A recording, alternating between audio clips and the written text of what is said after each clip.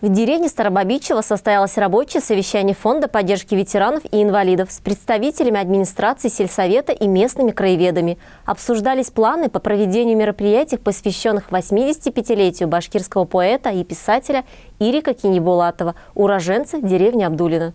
Фонд выступил с предложением подать заявку на второй грантовый конкурс главы республики по поддержке языков народов Республики Башкортостан на проведение детско-юношеского поэтического конкурса памяти Ирика Кинибулатова с установлением бюста поэта в деревне Старобабичево. Как отметил глава сельского поселения Азамат Гайфулин, проект даст участникам шанс продемонстрировать свои таланты профессионалам, а их наставникам – общественное призвание, которое позволит им ощутить собственную востребованность, значимость и полезность не только для отдельно взятых людей, но и для общества и региона, в котором они живут. Также на совещании было внесено предложение об установке мемориальной доски на фасаде здания, в котором проживал Ирик Кинибулатов. Проект позволит увековечить память о поэте, чьи произведения стали национальным достоянием, обеспечить преемственность поколений, передачу опыта, несет весомый вклад в дело патриотического, нравственно-эстетического воспитания детей и подростков, выявление поэтически одаренных детей среди учащихся общеобразовательных школ республики, развитие и поддержки творческих инициатив. Стоит отметить, основной целью проекта является увековечивание памяти поэта, чьи произведения стали национальным достоянием. В ходе совещания был затронут вопрос и об издании книги по истории сельского поселения